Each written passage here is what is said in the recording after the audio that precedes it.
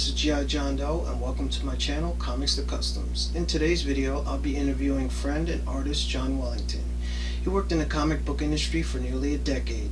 His work spans from Marvel to DC, among many other companies to say the least. Today we're going to explore his journey, primarily his tenure at Marvel Comics, where the bulk of his work took place. The interview was done over Zoom, so I apologize for any video or audio glitches. Thank you, and let's get started. What year did you start at Marvel? I started in 1985 at Marvel Comics, and I remember because I was at Marvel when the Challenger exploded. We were all watching the Challenger together in the Epic Comics. So I was with all the people at Epic in that side of Marvel. And that was the big January of '86. So I started like a month or two before '86. So in '85.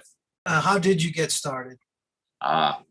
So the way I got started was completely by accident. A childhood friend of my stepbrother, Elliot R. Brown, was a submissions editor at Marvel Comics in the early '80s. So anybody that submitted, whether you were a 6-year-old kid or whether you were in prison and just like to draw, pinups of Spider-Man, everything went to Marvel Comics into one room, into the mail room, and then brought over to Elliot R. Brown. And he actually personally opened up every envelope himself. Wow. And personally answered every submission. It didn't matter if you're a 4-year-old kid or a future Jim Lee. That's impressive. So he said, "Hey, Johnny, and so his office, which was also shared by a very young Jack Morelli, who is a well-known letterist for Marvel and came from the bullpen. And they had piles of envelopes. I went to visit him once there, just have lunch. And he said, Johnny, you want to look through all these and help me write letters and answer them all? And I said, yeah, sure. So that's how I started. I would just come in every day and work for 8 hours and go through all the submissions and write letters. I'm most infamous for writing the rejection letter for Jim Lee. Oh, wow. It was very kind. It was like, you have amazing talent. You just need to do this, this, and this. And he's like, you're right. And he did it. And now, he's Jim Lee. But this was a long time ago. This would have been '86. I'm very embarrassed.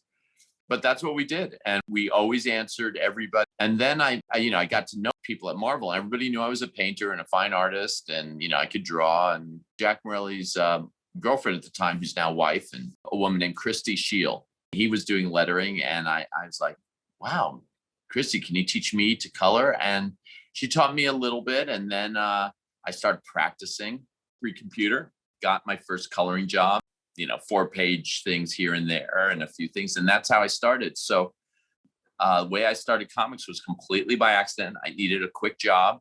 It's not that I didn't love comics. It's just that it wasn't where my path was going. I was thinking about galleries and painting. And then also I'm doing submissions. And next thing I'm doing coloring. And then I became a very sought after colorist because I really took it very seriously. I worked very hard. I put the same type of energy and devotion into working at Marvel that I would in my own art. Were you an active comic book reader, or did you have some kind of familiarity with it, or no? I had yeah. So this is kind of a mixed thing. I mean, I certainly had been into comics from a very early age, even before I could read. I think there are probably 3 types of comic book readers. There are ones that are more drawn to the story and are really reading and looking for the dialogue. Right. There are those who are more drawn to the images. And then there's a third who's probably equally drawn to both. As a child, I was always more attracted to the art than I was the story. So I did read the story, but I was an artist. As a little kid, what did I do all day? I drew. Learned to draw by drawing comics. So I guess the early '70s, I was collecting Mike Klug's Werewolf by Night. I loved Steranko's bizarre stuff. I was really into war comics. I loved Sergeant Fury and his Howling Commandos. Okay. And I loved But I also loved Spider-Man when I was a kid. Flipped over Spider-Man. I think he's just so New York. The teacher did call my mom in, I think in first grade, because every single day for like a couple of weeks I wore a Batman cape. I would say I'm really into comics. The other comics I loved also were Mad Magazine. I would copy their way of drawing the Planet of the Apes, and then that's how I like Rollerball, all these things I was drawing like when I was like 12, 13.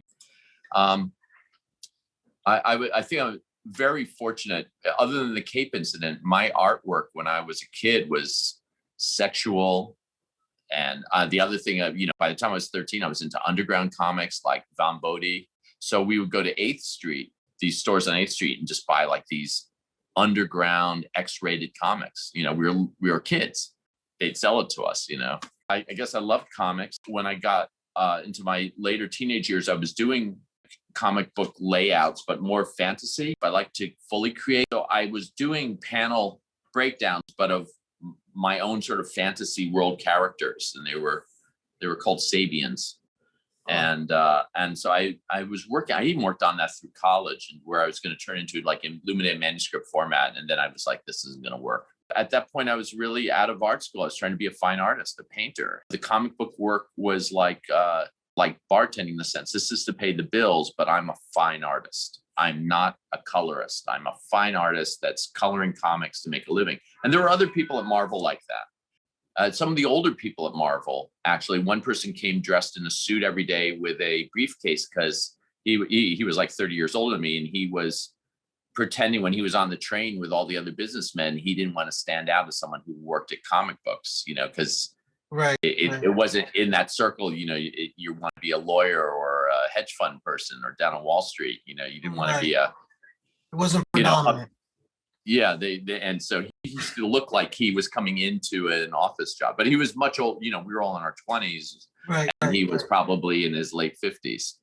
So when I end up at Marvel, though, of course, I did love comics, and then I was, hanging out with all the creators and people that were such super talent, like people Larry Hama and Bob Camp, and it just goes on. Walt Simonson, who went to my art school, who went to RISD as well, and it just goes on. But I wasn't a true believer because in my mind, and again, I'm talking about my 25, 26, 27, 28-year-old me, not my age now, which is decades later, thought comic books. Now I'm very different the way I think, because now I'm like, I just love it all. I don't have to prove myself. When you're younger, you're trying to often establish who you are by trying to say what you're not. And I think sometimes as you start to feel a little bit more comfortable, you can be like, yeah.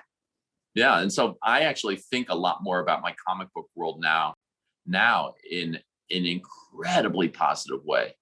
Right. And my involvement and when I say think, I don't think sounds too general, like, oh, that's nice that he appreciates it. And I didn't appreciate, because I don't want to think that I didn't appreciate working at Marvel when I did, because I loved it. And we can talk about that, but I loved my time at Marvel. I mean, almost 100%. But when I say appreciate it now, what I mean is I appreciate the stuff I was doing in coloring and comics in the 80s and early 90s. I'm now incorporating into my fine art. That's what I mean by appreciating. Not like, oh, I appreciate. I mean, like, I'm actually, when someone looks at my washes that I do or looks at something, they go, wow, it feels a little comic booky. I'm not like, how dare you? It's fine art. I'm like, great, because that's part of my life and that's part of what I've done. And I want that influence in my work. So if you're getting that, you're getting it. My work in my 30s was very grayish and dark and very, I didn't want to use color. And now I'm just the opposite. Now I actually think more in my mind, like a comic book colorist, like, how can I use this to have great impact? How can I not necessarily make it real, but make it magical, make it like, wow. And that was how I colored comics. Now, as a colorist, what was it? What did your job entail? Like, what was the process of being a colorist? I know you inserted the color into the pages or designed the color layout, but how did you go about doing that? Like, what was your process? Let's talk a little bit more on that. Okay, so this is how it was back then. It's like theater production. It's like, or making a movie, it's not just the star actor. It's people are doing lighting, sound, and it takes a whole team. And Marvel was like that. So this was a setup. The Marvel at Park Avenue and 27th Street at the time. Every editor had an office, and that office had an editor and assistant editor. And what their jobs were, they were producers, and their jobs were produce not necessarily one book, not one title, but sometimes, they would have 7 titles or 9 titles or 20 titles, whatever they had. Wow. And that was their job, that every month they had to get out a whole bunch of titles. Now, to get out a title, for every title, they had to have a writer. Right. Now, a writer could be broken down into 2 pieces. That could be a plotter and a scripter. Okay. We'll simplify plotting and dialogue to one writer for this example. So that's one person that the editor and assistant editor have to wrangle in, meaning that they have to know the whole direction for that year of the characters and what's going to happen. And then it goes, of course, to the penciler. Right. Now, here's the other thing. You can have one penciler who pencils the whole page, or you can have 2 different types of pencilers. You can have a breakdown penciler who does the rough layout, and you can have a finisher. You have a penciler who does super, super fine penciling that was so fine that you could almost print it, Wow. And then you had, and all the inker had to do later is basically just carefully fill in every single thing the penciler did, because the penciler said it all. Right. Then you'll have somebody who knew who their inker was, and the inker knew who the penciler was, and the penciler could sort of do shorthands because they knew the inker would fill in and do all this extra work. Or the inker might even have their own style that the penciler loved. And in fact, what you're looking at is not as much the penciler's style as the inker's style. So you have all these things. So now we have the writer, which could be 2 people or 1. We have the penciler, which could be 2 people or 1. And now we have the inker. So at minimum, we now have 3 people. This all has to go on a deadline. They had calendars on the walls with when books were due, and the writer had to get the pages into the penciler by so-and-so time. If they missed the deadline, right? The deadline is when the book has to go for color separation to print. Right. So the writer has to hit this day of the deadline. Then the penciler has to hit that day of the deadline. Then the inker has to hit that day of the deadline. And also the letterer, who I think gets the pages before the inker.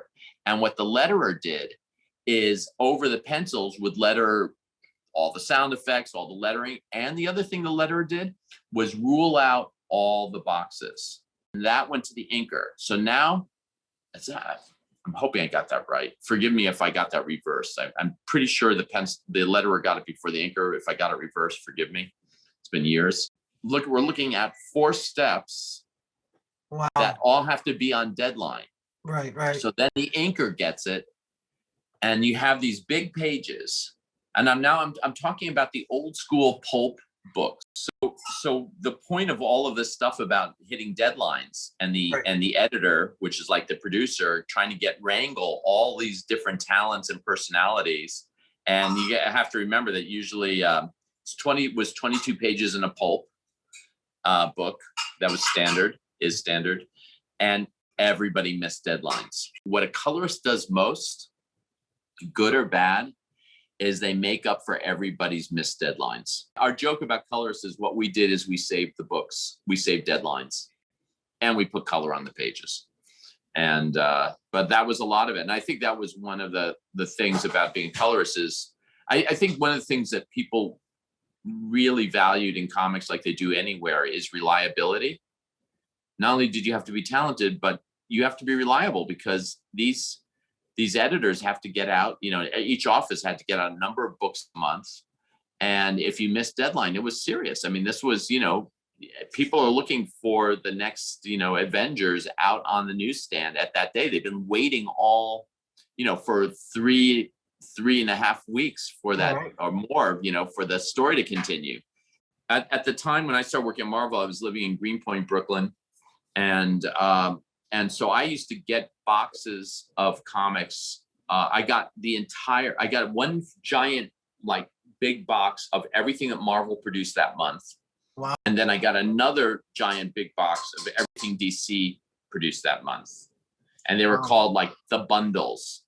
Right. And so I had so many comics. So I would always keep the ones I was interested in, but I had a lot, there were a lot of kids on my little street, Clifford Place in Greenpoint.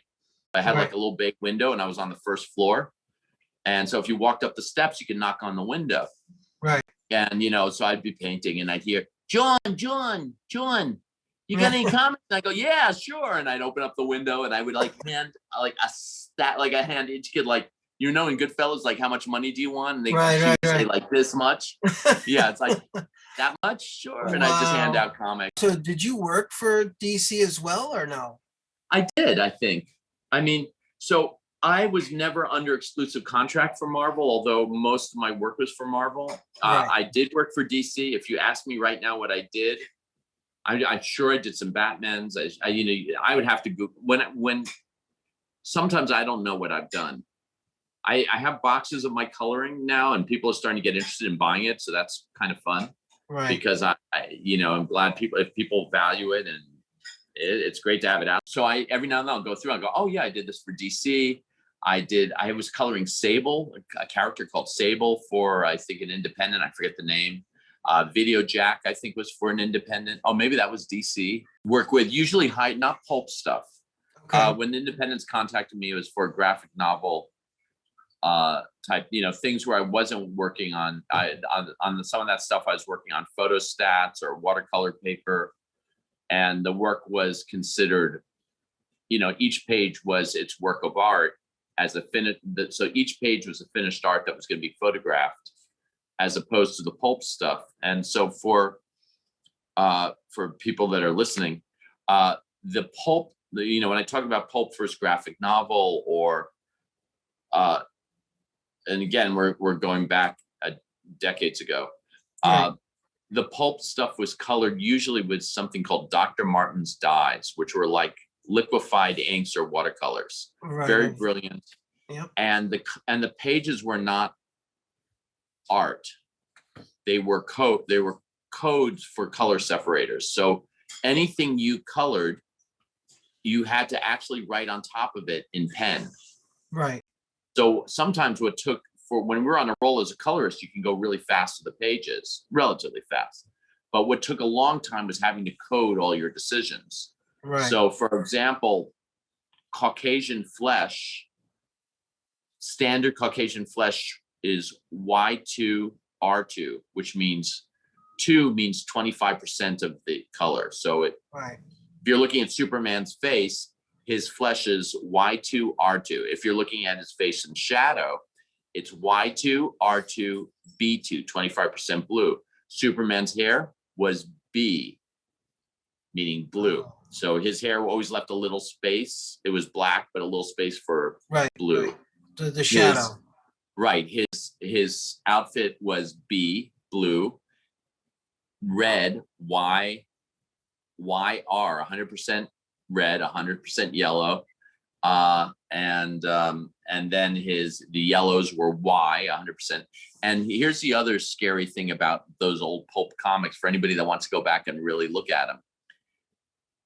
We only worked with 20, 25%, 50%, and 100% of the color. Okay. Not 75%. And so, in fact, most of the colors we had were brownish mud, and very few colors that really were bright, or there was not a lot of subtlety in that pulp print. And so the good colorists, we were very inventive of how to do it. And some were very inventive. My favorite pulp colorist, without a doubt, I think, is Klaus Janson. Okay. And Klaus, is known as a great penciler and a great inker.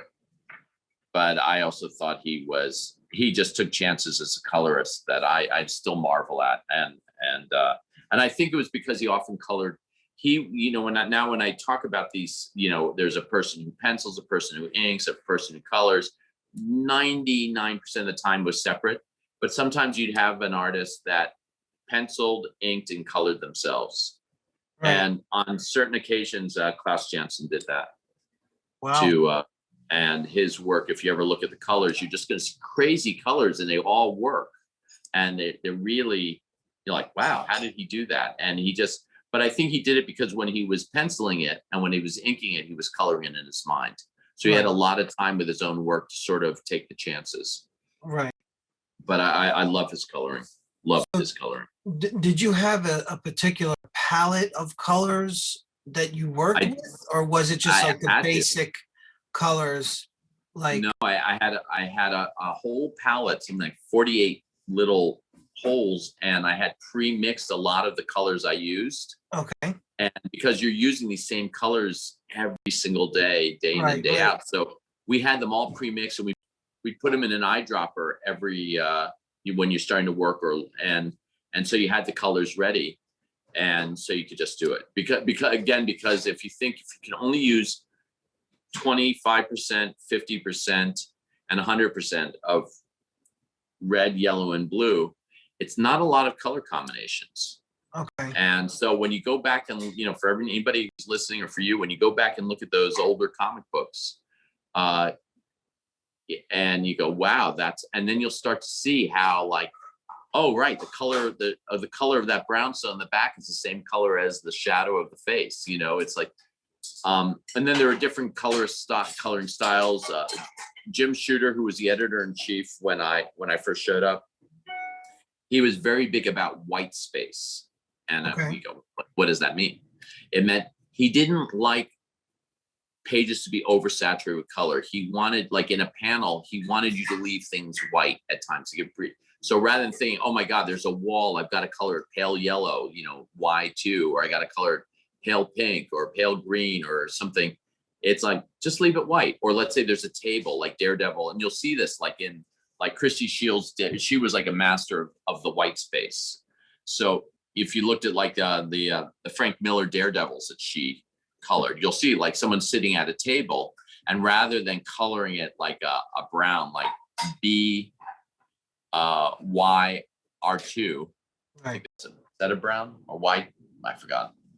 I don't think I made it brown, but anyway, with making it dark, Kingpin would be sitting at a white table, and it would just, when I say white, it just meant it wasn't colored. Right. And so there's this idea. So if you start to look at the comics of the later 80s, you'll see that they look a little bit cleaner, a little bit sharper. They don't look as colory bookish. Right. And there's sort of more of like a minimalist kind of cooler look to them in a way. Okay. And it's just interesting to see the styles, like they certainly don't look like the coloring of the 1970s. Right. Right. And so that was how I was taught, at least, for the pulp stuff. It was, Jim Shooter was like, okay, if you're going to color, it's white space. And I go, okay, white space, and so when I was learning, that's how I learned. Eventually my graphic novel works, I at some point I just found my own voice, and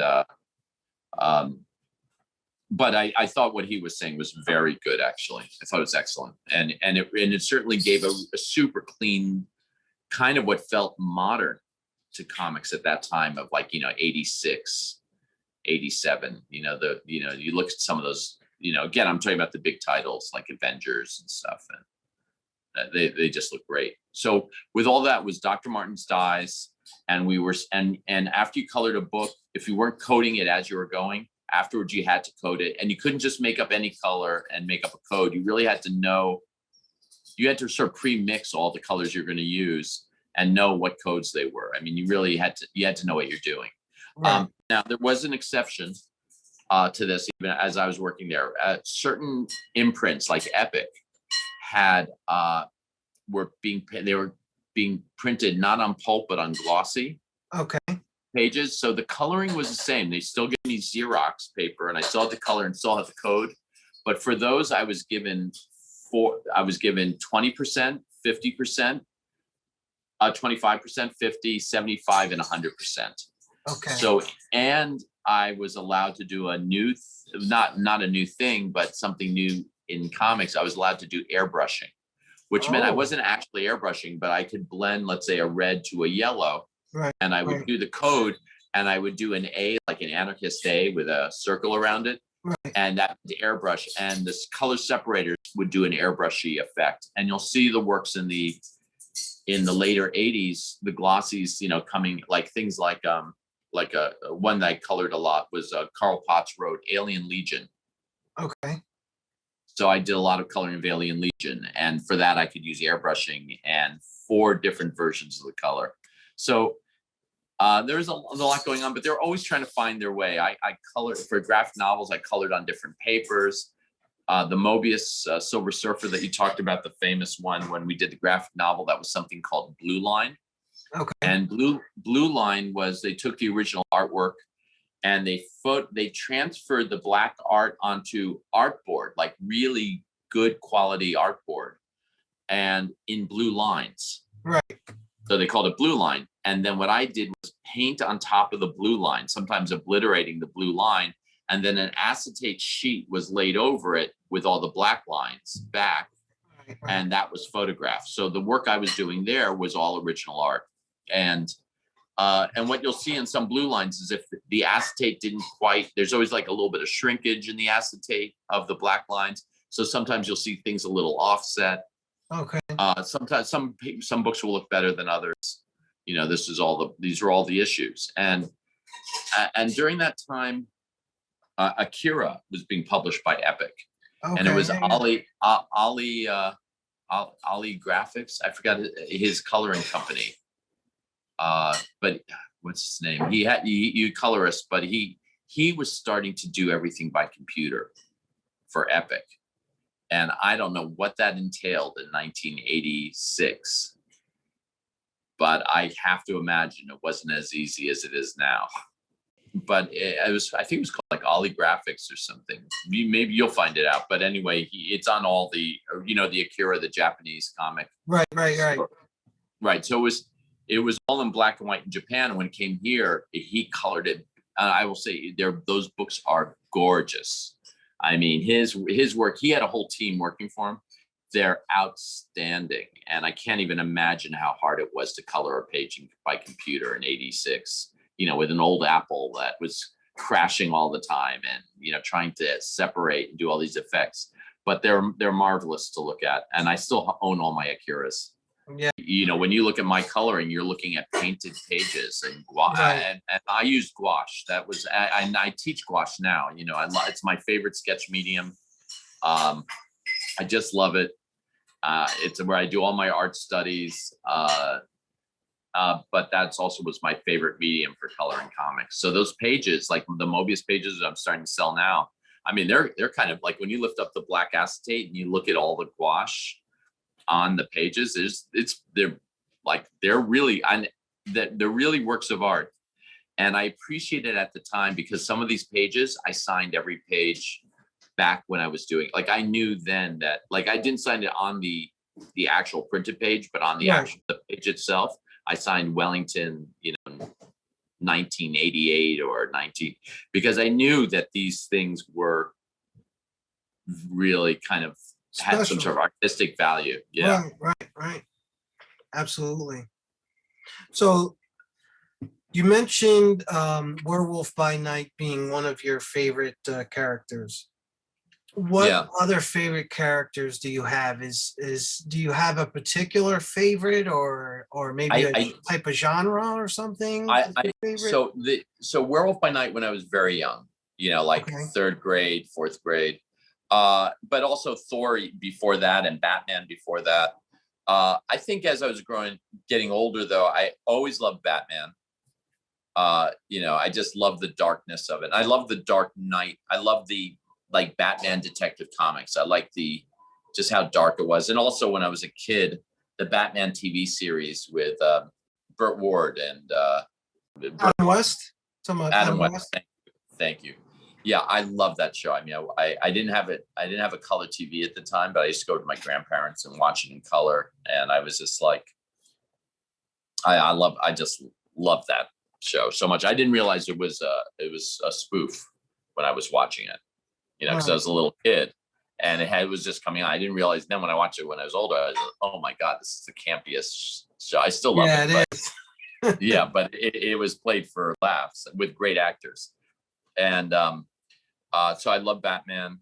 I loved Spider-Man. Let's see. I mentioned Nick Fury and his Howling Commandos. Before Nick Fury, Agents of S.H.I.E.L.D., Right. when he's fighting Nazis. But then I loved Nick Fury, Agents of S.H.I.E.L.D. when it was Steranko.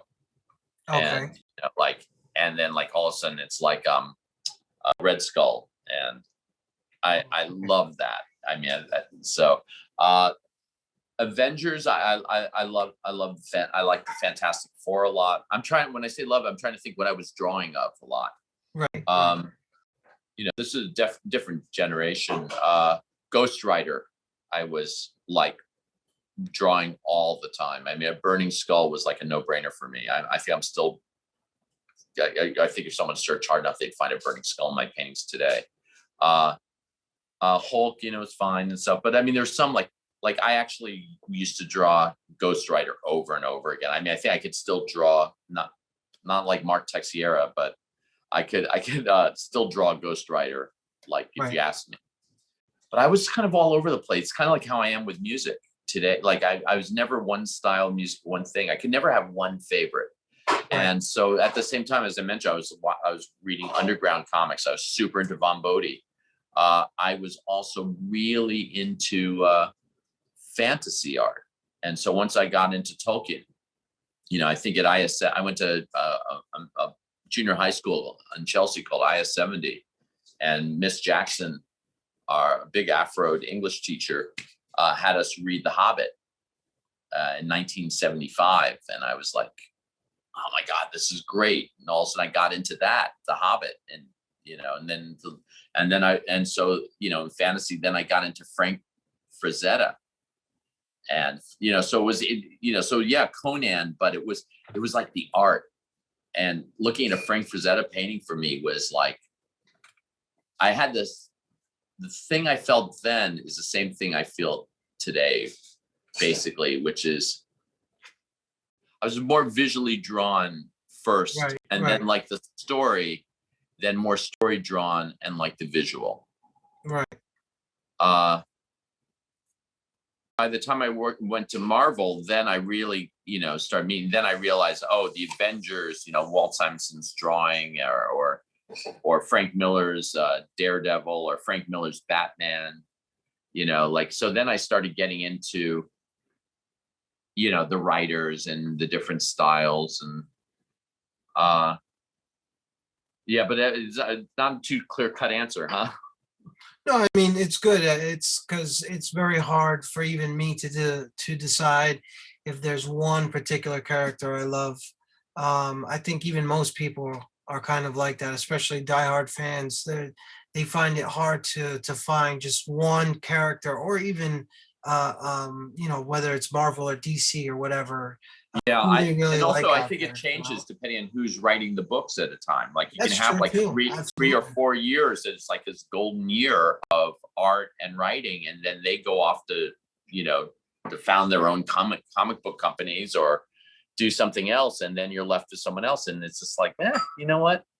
Kind of jump the shark a little for a while, even though you love the character. You're like, not quite there in the book. I'm embarrassed to say another hero that I was obsessed with. This one is embarrassing because it's the most ridiculous, as it's been pointed out over and over in spoofs of superheroes. Hawkeye. Why is that? That's a great character. All right. Well, I love archery, and I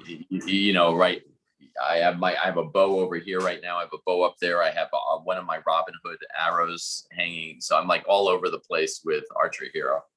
And I love, but what was it? The Boys, that TV show, The Boys. Right. The Boys. Yeah. Yeah.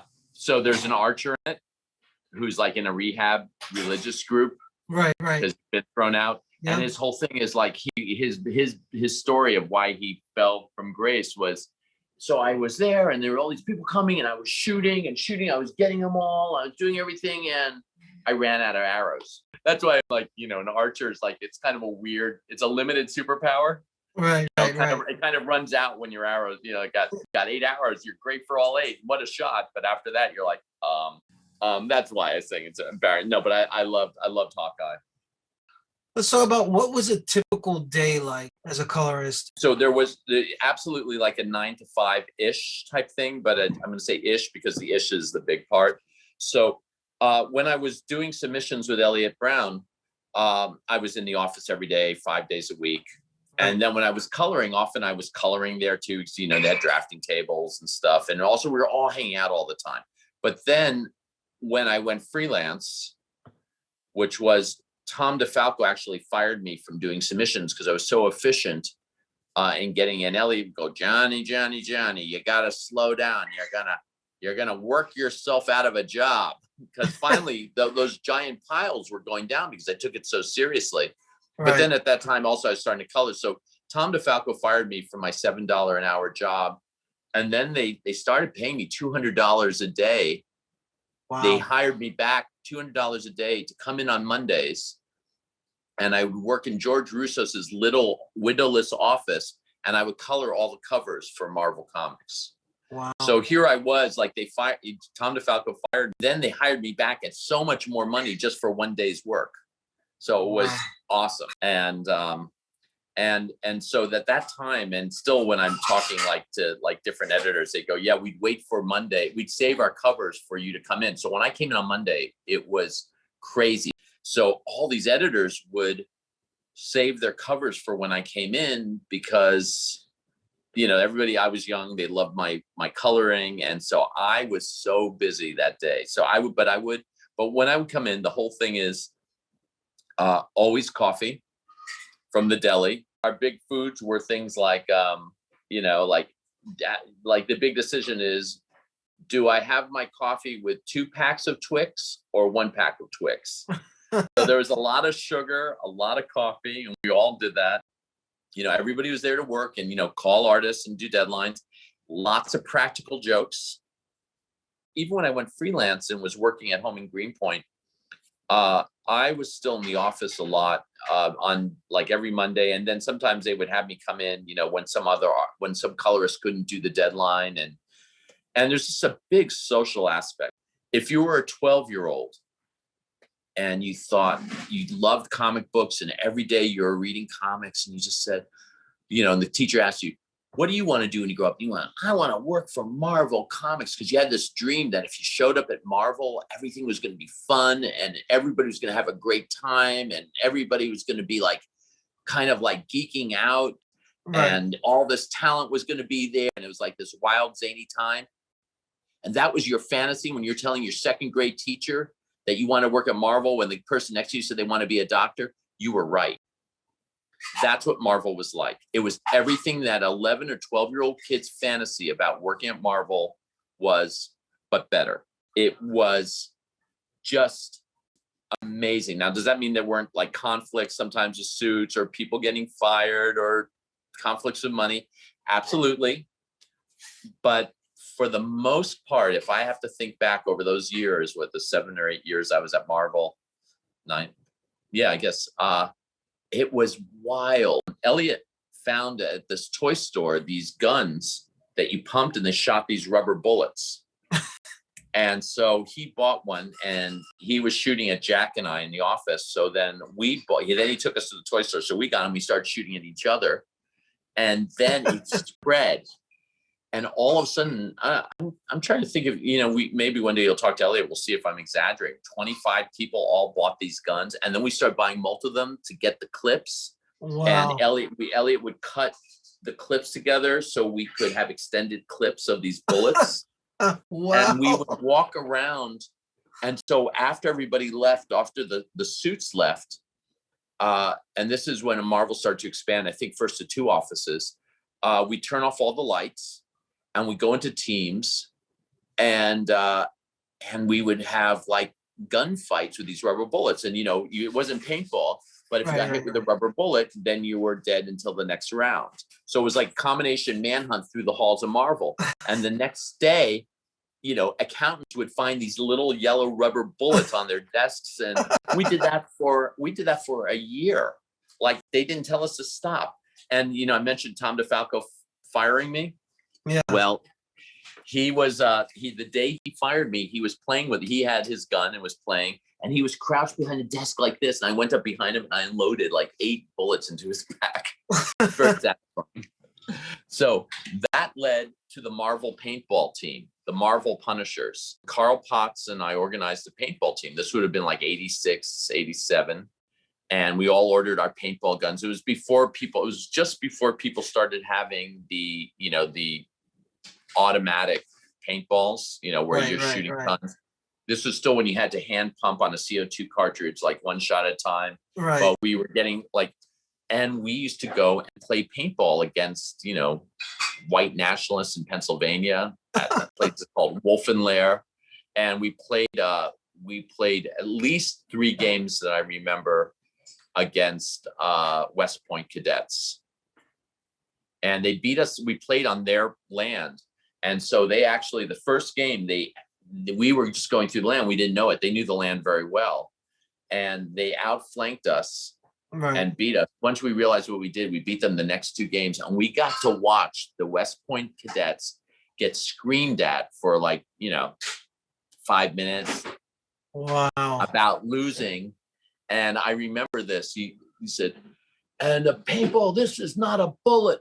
A bullet is going to blow your head up like a watermelon before you even hear the sound, and they were just being taken apart to being lost to a group of artists and writers. And I think Mark Chiarello was there, Carl Potts, maybe even Jim Lee might have been there that day, and Hector Gonzalez. And wait, if you hold on one second, I'll show you the patch because I designed our patch.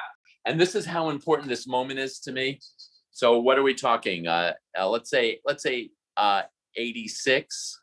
Right. We're in 2021 now. And it took me one moment to find my Marvel Punisher patch that we all wore on our. That is awesome. That by the way, I designed in gouache, and Carl Potts got it sent out to get embroidered.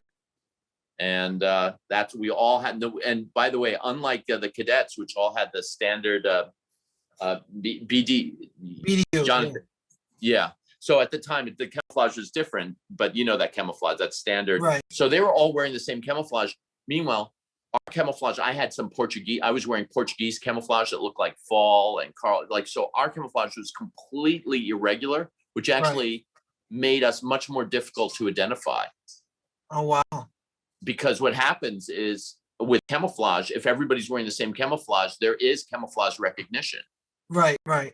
If you're knowing what to look for, especially in close combat, you can start to spot, you're not looking for the person anymore, you're almost looking for the camouflage. Right. But if everybody in our team, nobody had unifying anything. And so in a way,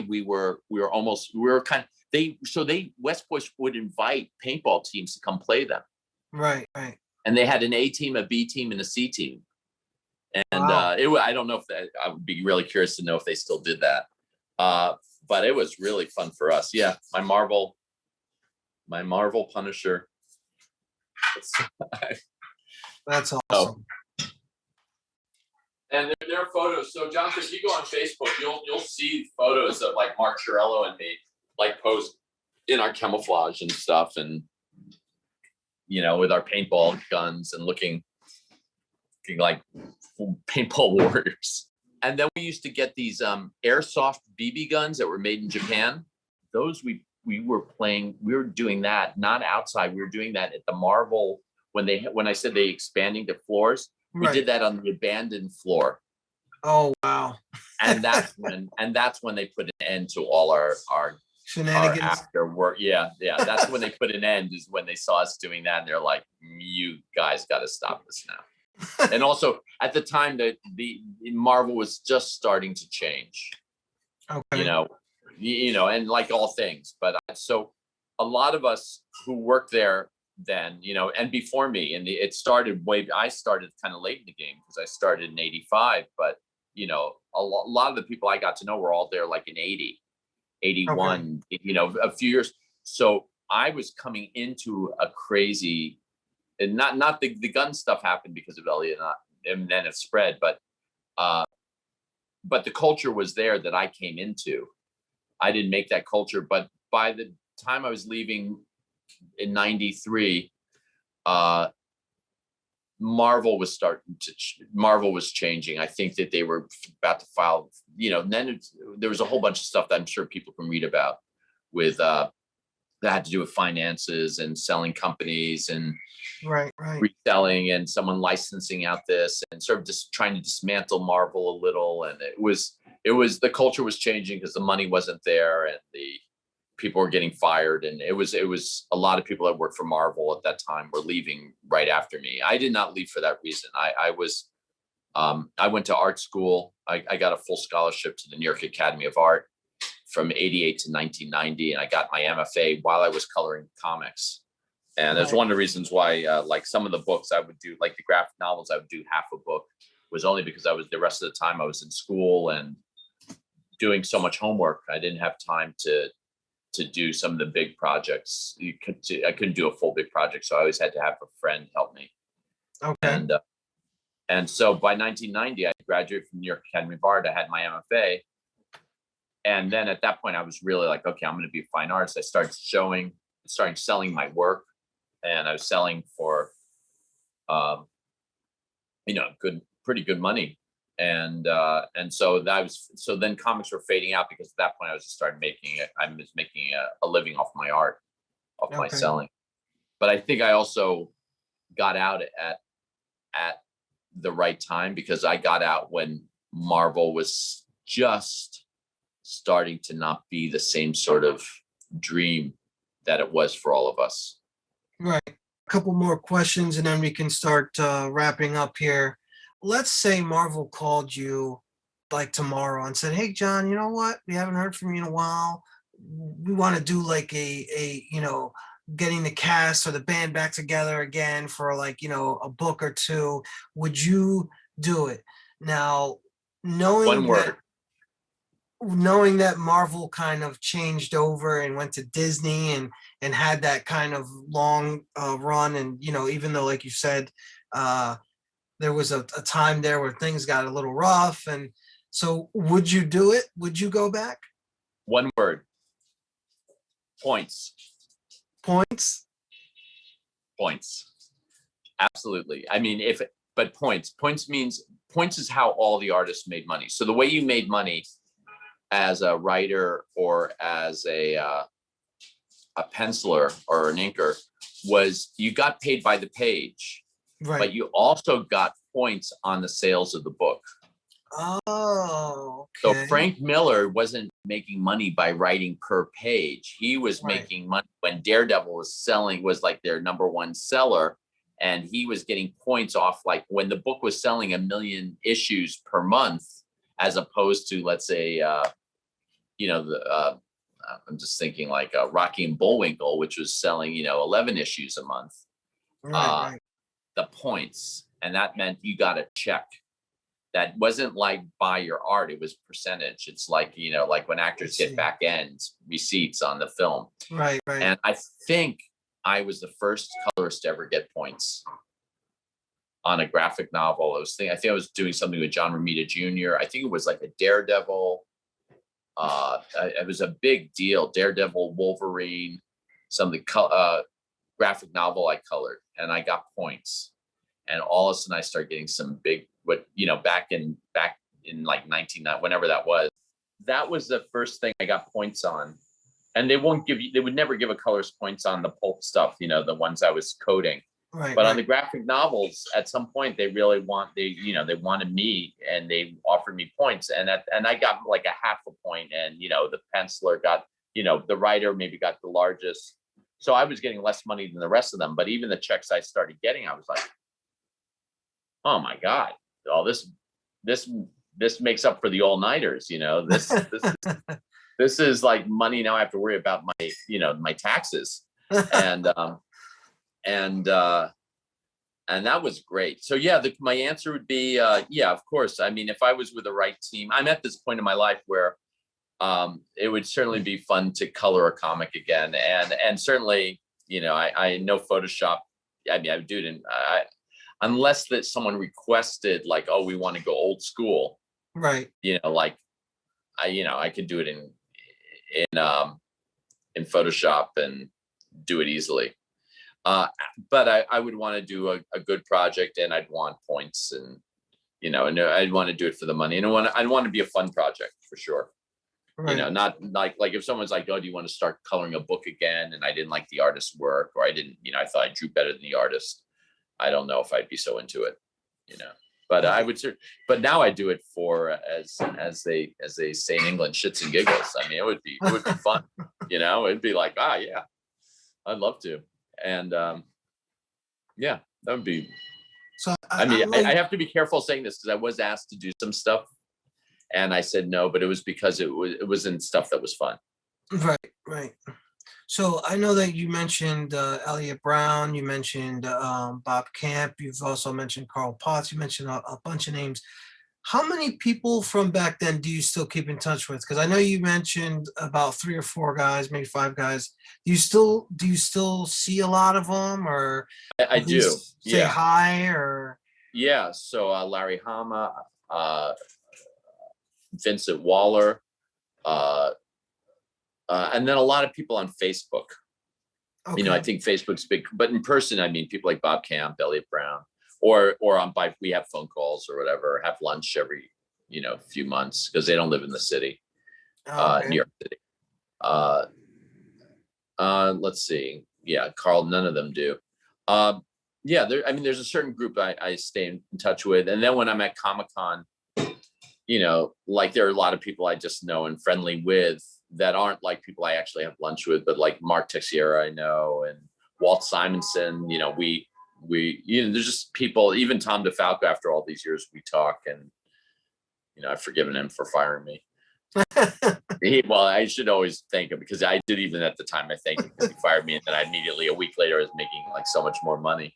But yeah, I mean, so like going to the Artist Alley for me is really just seeing a bunch of people I've known for decades, but some people like Carl Potts and Bob Camp and Elliot, Christy Shield are people that I've stayed in touch with for years, and are friends. To some I see more than others. But what's crazy is right out my window here, right down the block. I'm looking. No, actually, he's the building next. Is Klaus Janson lives there? Oh wow. And I was always very friendly with Klaus, but I haven't seen Klaus in years, and I never run into him in the neighborhood. Wow. I've lived in this neighborhood now for 20 something years, and I don't remember ever running into him. And wow. I really, really like Klaus, and I love his work. I mean, I just can't tell you how he just his penciling, his inking, and his coloring have just blown me away. And he's right here. Of course I could, but you end up having all these, in life you have there's so many people that you don't even get a chance to see all your family sometimes, let alone all absolutely. So I guess it's a small group that I still keep in touch with, but it's a much bigger group that I know through, that I keep in touch with through Facebook, and at the New York Comic-Con. Okay, so one last question for you is, Sure. so your work now, you do fine art, you transitioned from doing comics and back in the day, even though you were always doing that to support your fine art, and now that you are in a place where you can focus solely on your fine art and just go at that all the time, is there anything that you're doing now, like any gallery showings or anything like that, anything you want to talk about in your art, that you're doing now? Right now, COVID and everything, there's no gallery showings going on. A big show is supposed to have at a college upstate is at least going to be postponed for a while. But you can always see my art at johnwellington.com, and or if you just Google me, you'll get pages of me, and My last gallery was Lodge Gallery in the East and Lower East Side, but they unfortunately closed. It was a great gallery. I'm also teaching. I teach art at the New York Academy of Art, and right now I'm teaching on Zoom for non-accredited. So if you just want to take a class, you can study indirect oil painting with me, like old master techniques of painting. And here, I can flip. I think I showed you this, but it can show what I'm working on right now. Okay. And so this is, and right here, this is like a blue underpainting. It's feeling very comic booky, and you can even see now you can see the comic book influences of my art. And there's the archer. This is Diana or Artemis. She's got an arrow, and so this is the painting I'm working on. I was going to actually do a little bit more painting. I ended up doing more talking, but that's what I was here for. So, and this is my studio. I use these bombers in a painting, and you can see that painting right up here. Yeah, the name of that painting is The Bombing at Greenpoint, or? This one is Air Raid over Newtown Creek. Oh, Air Raid over Greenpoint is even a much bigger painting than this, but you can see the details I work with. A lot of, soldiers, women soldiers. Right. Here's a hero. This is my painting of my friend Ricky. I did 3 paintings of him. I'm very into bunkers. Right. So here you can see the bunker I painted behind him, and here you can actually see a bunker I sculpted. It's like a bunker castle that I sculpted the figures even. Beautiful. You see that? Yeah. Oh, this is really hard. I mean, you could throw a rock at this thing. So so there's my easel, my view of Empire State Building. You've been here, Yes. And so, whoops, let me flip this around. My pregnant wife in the background. So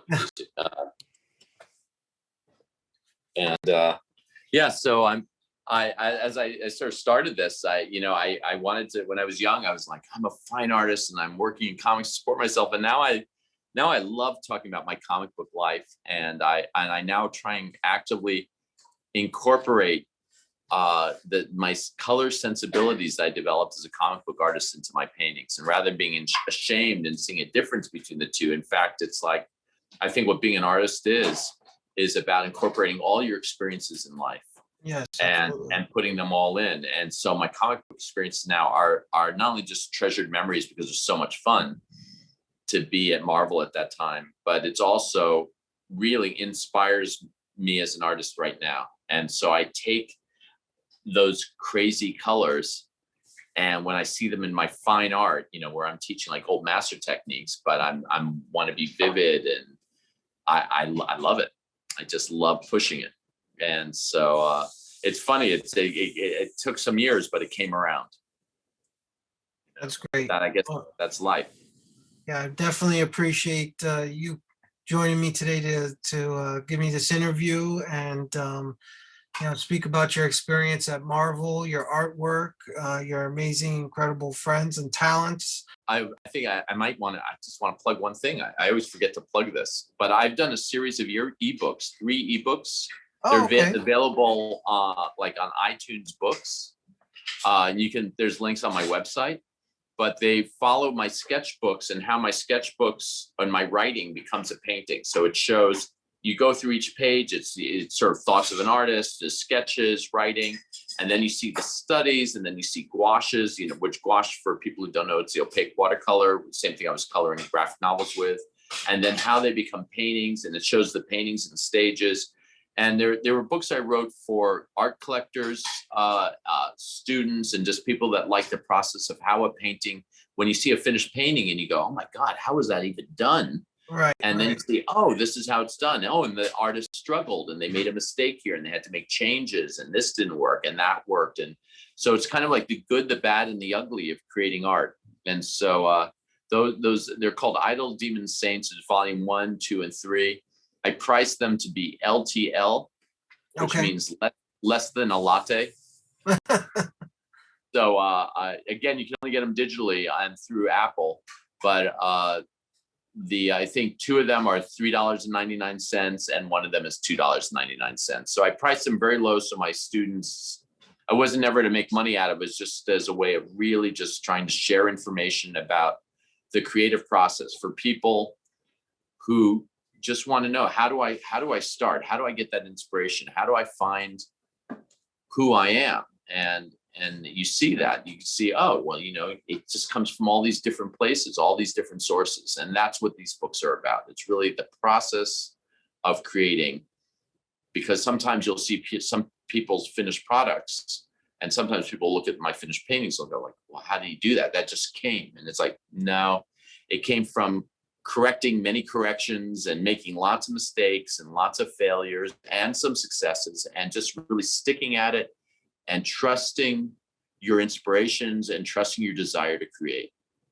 And that's what the point of those books are. And it really takes them through the journeys and sort of sharing all my thoughts about the devotional attitude one can develop to make art. Incredible. That sounds great. I'm going to have to check them out for sure. Oh, you actually, Jonathan, you'd really enjoy them. You need an Apple device. That's the one. I have tons of Apple devices. Oh, then you're golden. That's the one downside. But that's the way I was able to sell them for almost nothing, Excellent. Well, thank you, John. I appreciate it. We'll speak again soon, and we'll talk about some more stuff about Elliot and Bob and all those great guys, and enjoy your night. And it was a pleasure to have you on. So thank you very much. My pleasure, Jonathan. This was great.